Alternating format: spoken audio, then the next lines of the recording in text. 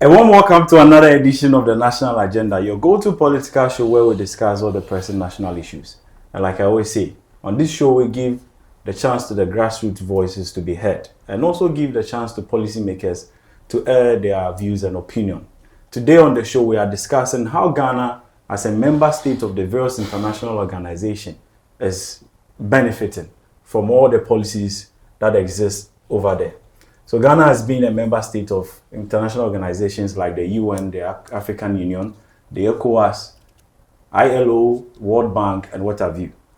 Don't go anywhere. My name is Samuel Foyu Banfo. I'll be right back.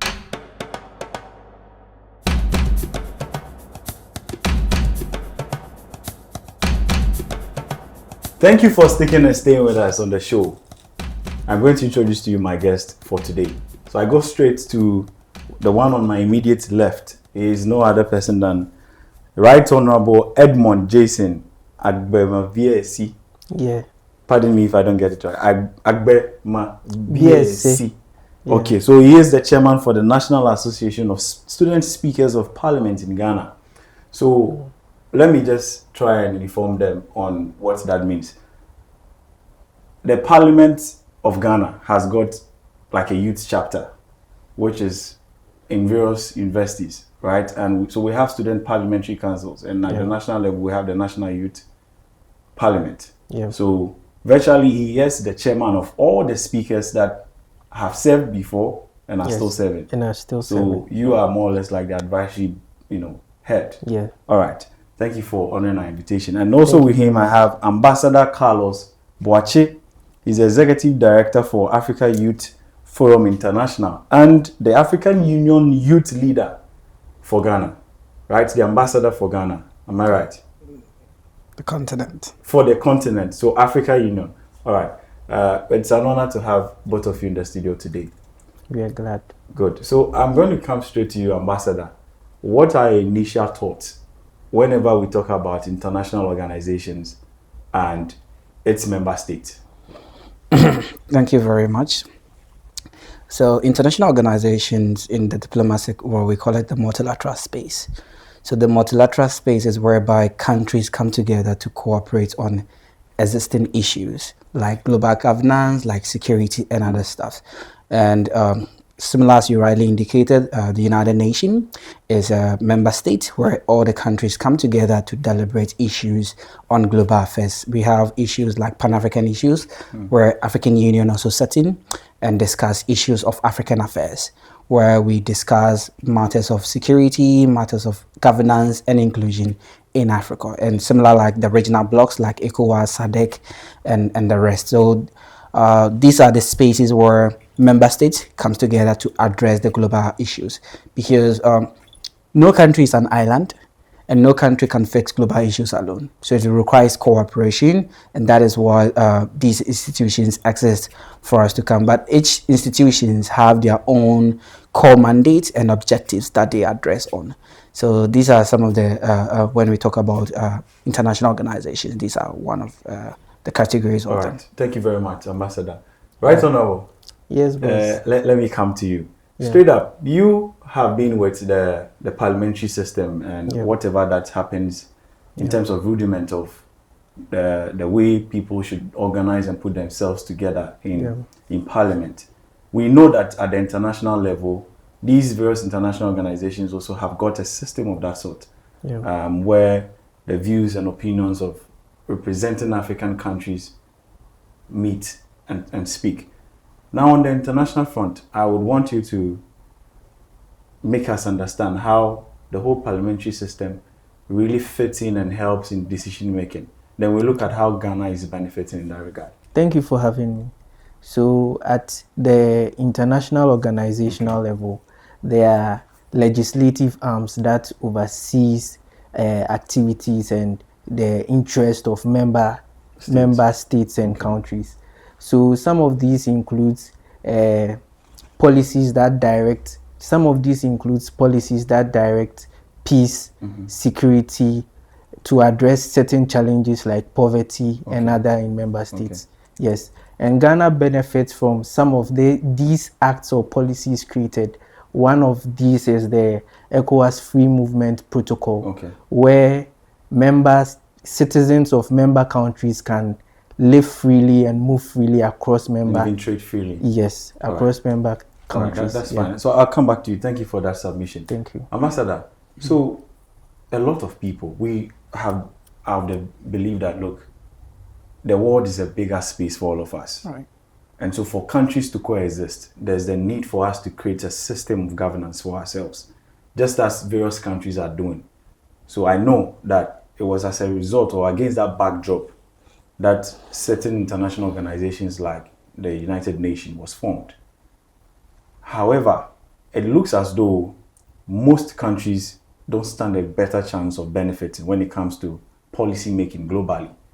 And the case of Ghana is not different. Ghana, as a member state to various international organizations has suffered because almost all the time we are classified as part of the third world countries, if I should say, or the middle income sometimes.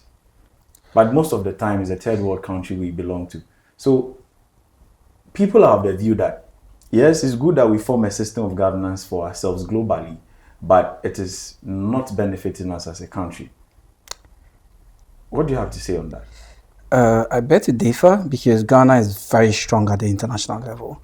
In fact, when you hear what happened in Rwanda, you notice that Ghana actually contributed massively to the Rwanda peace, despite the genocide that was going on there. So Ghana, the international space, have been very contributive. And in terms of benefit, yes, the international state operates based on collaboration and interest. So every country there is serving on their own interest. There is a whole national policy.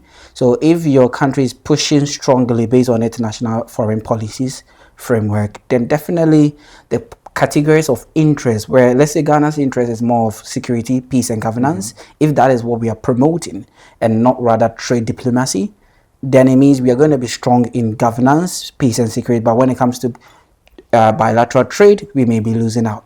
So it all boils down to our foreign policy strategy.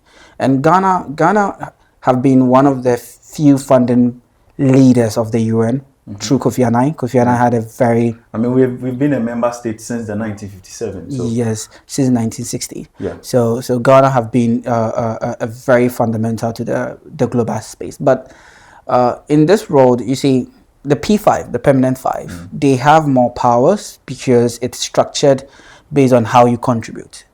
Right, so contribute as in governance, finance, okay. and other stuff. Because United, for instance, everybody is talking about US. US contributes heavily at the UN level than most countries combined. In terms of financial peace, finance, allocation. other stuff. Yes, exactly.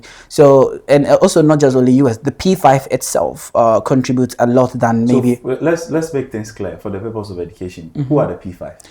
The P5 are China, UK, United States, Russia, and then there's one country, China, UK, and the United States. So these P5 are the Permanent Five of the Security Council of the UN, and they discuss global affairs. And the P5 decisions or the Security Council decisions are binding. So once they go there and they discuss issues, they are legally obliged to make sure that those are the other. Like the General Assembly's stuff, those are not really necessarily binding, but yet they are still enforceable. But if it passed through the P5, then it becomes a binding power that, okay, we need to make sure that this becomes something. And also, I need to educate people, being a third world country does not mean you're under a developed country. The third world country started doing Cold War. So Cold War, there was, we were living in multipolar, or let's say bipolar world, where the Soviet Union and the United States were actually competing, right? So the countries that were for the US were the allies, and the countries that were for the Soviet were the Soviet allies. But the countries that were middle, the neutral state, were considered as a third world country. But with your explanation, it is obvious that, yes, in terms of ranking or identification, there's no form of how do I put it? I'm trying to figure out the right word, but we are put at the higher pedestal. But however, you realize that when it comes to the communication that exists out there. It is obvious that once you are put in that category, third world country, you're not counted as part. So we need to change that, because third world country does. But is that really the case? No, because third world country does not necessarily means underdeveloped. Okay, that's fair. But I want to know if that is how it is seen, even at the international level. So Because we've seen so many times where decision is taken and a country like Ghana adds their voice and it's not even taken into consideration.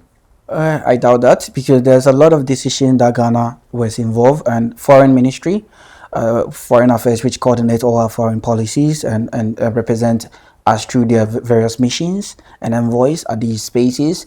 Also make sure that Ghana's voice are included, because in there is as I said, it's a collaboration. So if, let's say, a treaty is being passed and Ghana doesn't like it, Ghana can decide to opt out, to abstain from the vote. And you know those things come with a lot of economic disadvantages. For instance, if a decision is taken and we decide to vote against it, there are certain disadvantages that will come along. Right. But I'll come back to you. Let me go to Right Honorable Speaker. Yeah. I want to quickly find out. People have the belief that Ghana is benefiting. Yeah. I in a conversation with you, you mentioned sometime that yes, indeed, you believe the state is benefiting, but however, we are not feeling it as a people. So what are some of the economic and social benefits that we as a country would be benefiting or be getting from most of the international organizations we belong to? Yes, so on the aspect of education is something we always hear with regards to scholarship, where educational scholarships are given to citizens of member states. Yeah. Yes, and another part is training, where we see citizens of member states being given specific trainings with regards to certain agendas being set and towards a certain policy direction. Okay. Yes, and another we can also count is fundings for certain infrastructure, where we see certain developments, and these developments have their fundings from these international organizations. Okay, so yes. So basically, you've given me on education, you've given me some social benefit, and we are seeing funding, which is more economical in terms of infrastructure. So are these the only benefits we stand to get? Do we get the nod to make impact in other countries as a member state? Yes. Okay, so let me come to you, Ambassador. You have directly represented the African Union at the youth level. And so I want to find out, what are some of the things that you seek to do all the time whenever you guys are in Congress or you are speaking on behalf of the African people? Yeah, so first thing is that you need to know that even at the international state, there's politics. Every country is competing. So, and when you be in an environment where international policy gets in the way, that is where you need to position yourself to get the best outcomes from what you're asking for. Because and has Ghana been able to do this? Yes, Ghana have been able to, especially Ghana contributes similar thing like the hurricane that happened in Jamaica. Ghana contributes immensely, substantially. Do we have the statistics as to what level of contribution was made by Ghana? I don't know the exact figure, but I think Ghana contributed over $1 million.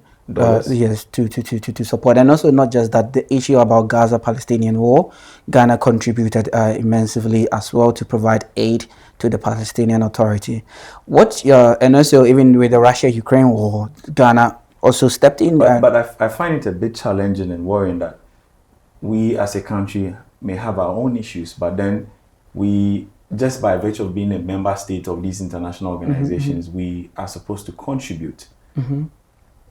When we have not been able to sort our issues out. So when you are in trouble, do you need help? Let me ask, when you are in trouble, or when you join an association and you are in trouble, do you need help? Yes, then everybody will contribute to help you. So when Ghana finds itself in a very dicey situation, there will definitely be countries that will be willing to come in and support. So a particular example, you saw what happened just a couple of weeks ago in Guinea-Bissau. What did ECOWAS do? ECOWAS sent team there to make sure that we address the security concerns. ECOWAS, Yes, that is the benefit about being part of these issues. So that when you're a certain head of state and you're being unconstitutionally removed, there's external powers that will make sure that you are being reinstituted. And if it requires military to be intervened and your military is not helping, they will intervene. Okay. So there are other benefits, and not just only that. I worked with UNESCO some time back on data anthropology. Your national identification wasn't just only a national policy. It started at the international stage. Okay. About how do we make sure that we build a digital road for everybody. And that is where these policies then come to the national level and then they implement. The national level at these institutions are just implementers. Okay. So UN, AU are structured to make policies. They create policies and it's up to the member states to implement those policies. So there's a lot of great initiative in Ghana that maybe the president or the party in power might be the face, but in the actual development of the process come from these institutions. Okay, quickly, let me ask. It looks as though when decisions are made over there, member states are expected to comply. But I'm looking at how does Ghana, or is Ghana positioned to be able to also push its ideologies or political, ideologies and policies for the international community to also embrace and accept it, because by way of lobbying for that acceptance, we as a country may have the rubbing shoulders even ahead of some of the countries. So I want to find out, how is Ghana able to push its political ideologies and policies at the international front such that we will be a step ahead of all the others? It boils down to our national foreign policy. So if our national foreign strategy focus on, let's say, education, then we're going to promote to make sure that anything dealing with education at the international stage, we have envoys, embassies at these institutions. They are going to push those ideologies. And then once they push those ideologies, definitely it's going to have effect. And guess what? When the former Foreign Affairs Minister was going for a Commonwealth Secretary General, she was literally the first lady from Ghana to compete, and she won. Why? Because Ghana was able to build a friendly relations with most member states of the Commonwealth. If the other member states were not interested, do you think they will have voted for? All so right. This is where we get the voice to shape the face and the policy of the Commonwealth. All right. So, Right Honorable, let me come to you. I know that these international organizations we mentioned are mostly made up of the executive body, those that are elected and all that. But we know that there's also a legislative body, like you mentioned earlier, which is like the decision bedrock, where general assemblies happen, where we have representatives and all that. We as a Ghanaian people have got that system locally. And that is where I know you have presided over some of the things that happen over there. What are some of the things that normally we would see with organizations of this kind when it comes to decision making and how you do your things, the rudiment, when it comes to the decision making and policy formulation? I don't know if you get my point. Yeah, so I want to find out how you guys make that happen. Like the way you do in Parliament, how do you guys make it happen? Okay. What kind of systems even exist over there?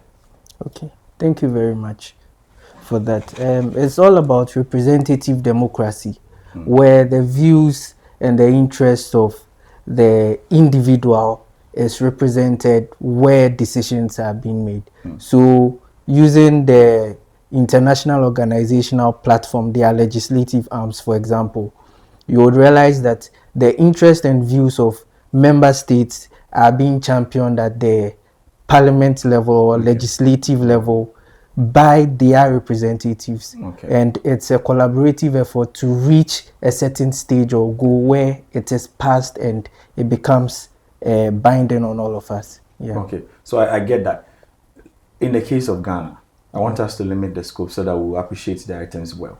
Okay. Assuming that Ghana was an international organization, take us through quickly how decisions are made at the legislative level. Okay. So with that, it's all about representation, just like I stated earlier, where the representatives champion the interest of their constituents at general assemblies or at the legislative arms, which is like the parliament. At their parliaments. Okay. Yes, have discussions, convince or have discussions, convince or collaborate with other representatives to reach a common goal. And it is in reaching that common goal that both benches come together to agree to disagree, and then the speaker or chairperson rules in favor or against the motion being presented. So just as you said, you mentioned that there are two benches, right? Yeah. And at certain point in time, one would definitely be a majority, one would definitely be a minority. Yeah. I'm tempted to find out, do we have that system existing in cases where member states may form alliances and it will look like these people are the majority and these people, do we have such cases? There is always a common interest, and in those common interests there are sometimes three things you find where one is for what is being said or done, one is for the motion, one against the motion, and one neutral. So in most cases the majority normally comes and is normally associated with those who find whatever is being said or whatever is being given beneficial to them. Yes, so that's what happens. All right, so on the international front, just like you mentioned the P5, it kind of looks as though the P5 may have some sort of a controlling authority. They have the control. They have the controlling authority. Thanks for that. They have the controlling authority. Don't you think that they will form the majority? Well, as long as they have the veto, they have veto powers. They don't even need to be a majority. They don't. And as I said, Ghana as a state, as part of our foreign policy, we are not an alliance state. So we don't align ourselves with any country. We are open to any country. So yes, NATO nations may have their ideology that they may be pushing. The other side also have their ideology they want to pursue. But Ghana as a state, as our current foreign policy, we are non-alliance state. We cooperate with anybody. Yes, there are times the others that will be for and the others that will compromise. It's there. It's diplomacy. All right, let me ask you quickly. Have we benefited from being member state of international organizations? 100%. Has it done us more harm than good? Listen, we live in a cooperative. When you are at the international level, you realize that everything comes from there first before you even hit the national level. When it comes to trade, because you know when you are in your internal countries, you want to buy supply and demand. Guess what? There are some things that your country doesn't produce. You may need it elsewhere. That is where international relations comes in. Right, that is where UN comes in. When your countries have issues, how do you resolve with another country? When it comes to trade, when it comes to warfare and other stuff. But for me, yes, Ghana have really benefited a lot because we are living in a global world. And as I said, no country is an island. So we need to make sure that it becomes part of our foreign policy that we get our voice out there. And Ghana already have a strong voice already. We just need to have a policy that always put us on top. Yes. All right. Thank you very much for that submission. Right, Honorable, quickly, in terms of the system of decision making, have we copied from other member states, or do you think they've copied from us? Because I believe that the decision making system is deeply embedded in our culture and what have you.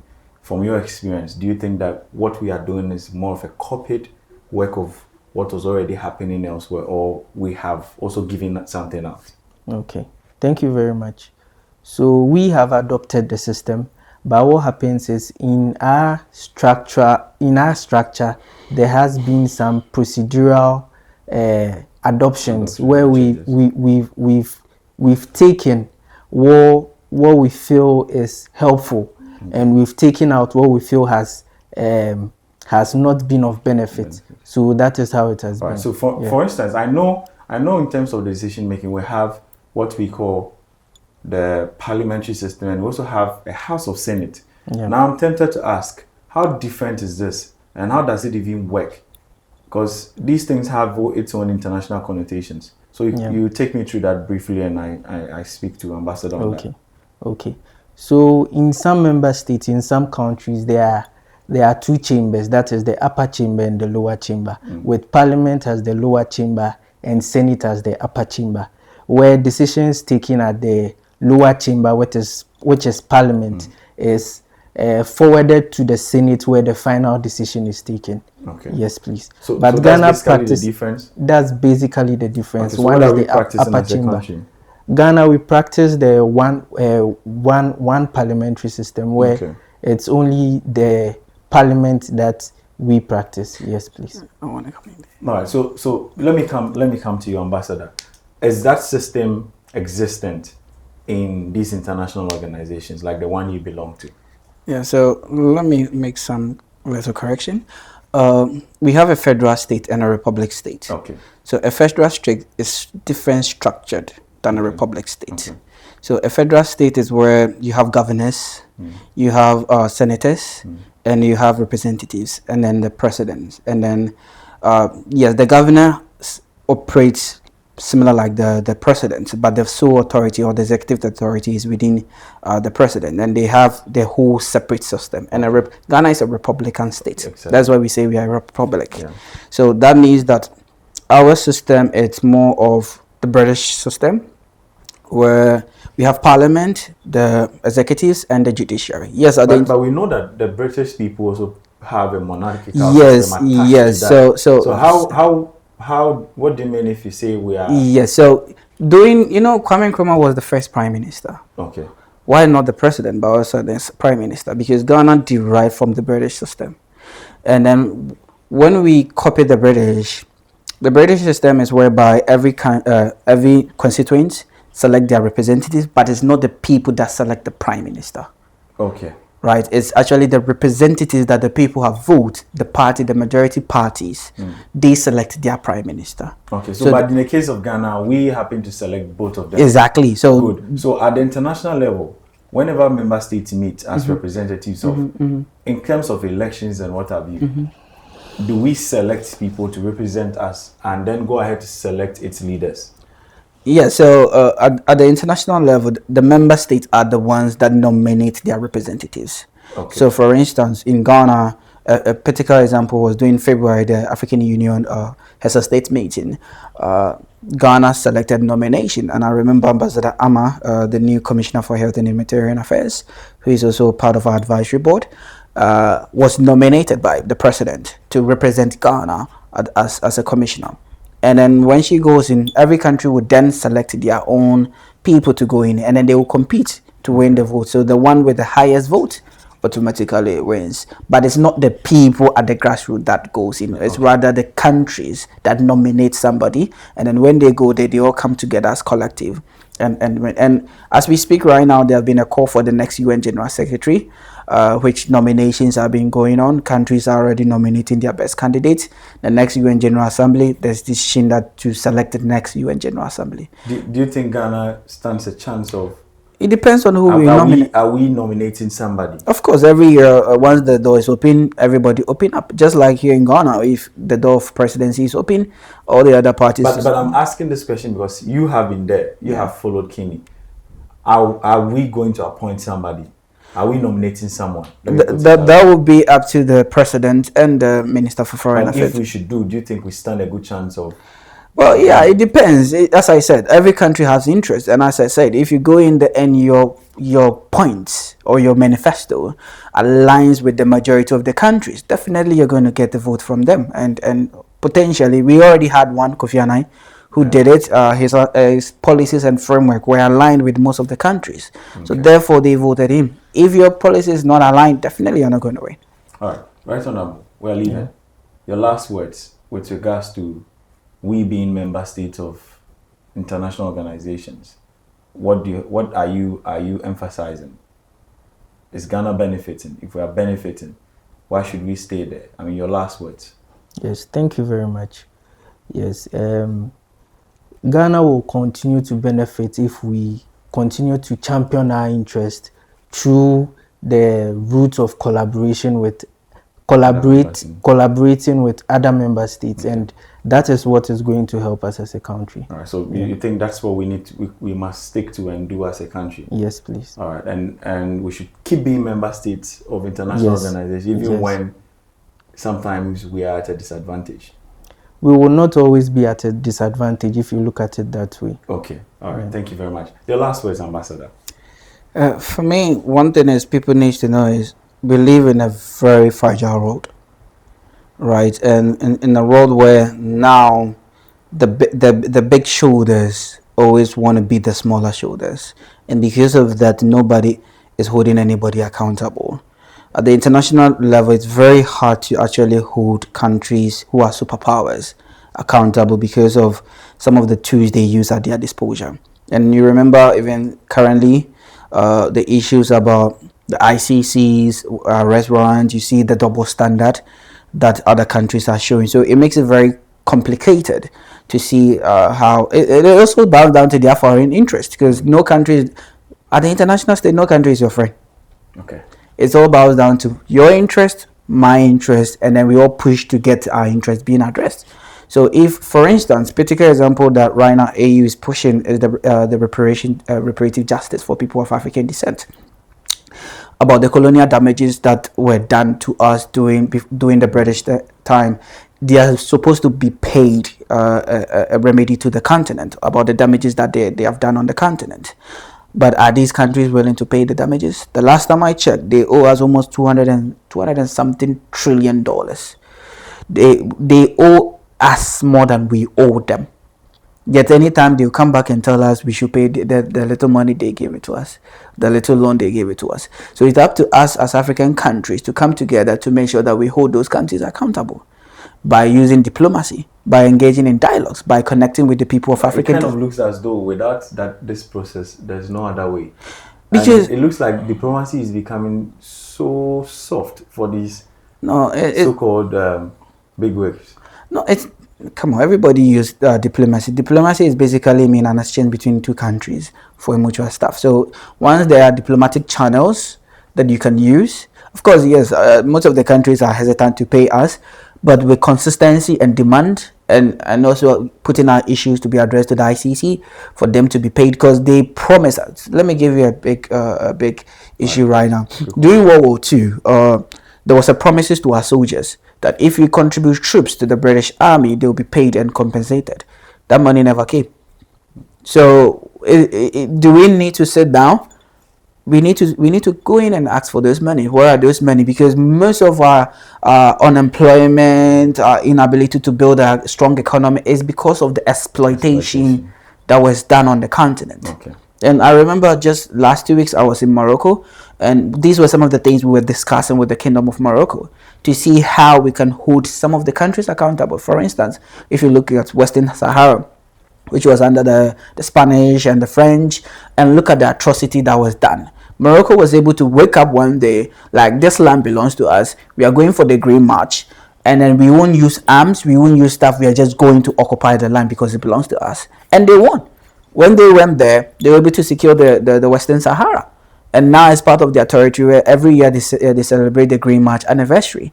It means that it's not always we need to fight, but there are other diplomacy tools that we can use. Yes, there are other. We even have secret diplomacy, where if the country is not complying, there are other tools you could use at your advantage. That's fair. Thank you very much, Ambassador and Right Honorable. I really appreciate your comments and submissions. It kind of looks as though the benefits Ghana as a country is deriving from being member state of these international organizations outweighs the disadvantages. However, we also acknowledge that these disadvantages sometimes may be once in a while, but very impactful and tremendous when it comes to its effect on us. So hopefully, we hope that policymakers and those that implement our international policy would pick some of the concerns we have made and raised here going forward. So thank you so much. We really appreciate you. Thank you. Viewers, this is where we draw the curtains down on today's episode of the National Agenda. You've heard from my guest in the studio. It looks as though Ghana stands a better chance of benefiting from international policies and international remedies when it comes to infrastructure, when it comes to social amenities, when it comes to even finances and its allocation. Please, let's get interactive on our social media handles. The National Agenda on YouTube, the National Agenda on Instagram, on TikTok, and all the others. Facebook is there. I always say on the show that comment. Let me know what you think on every issue we discuss. Maybe one of these days, we are going to air all that you've said on the show. And you never know, maybe I can get in your DM and invite you on the show. This has been the National Agenda. See you in another episode.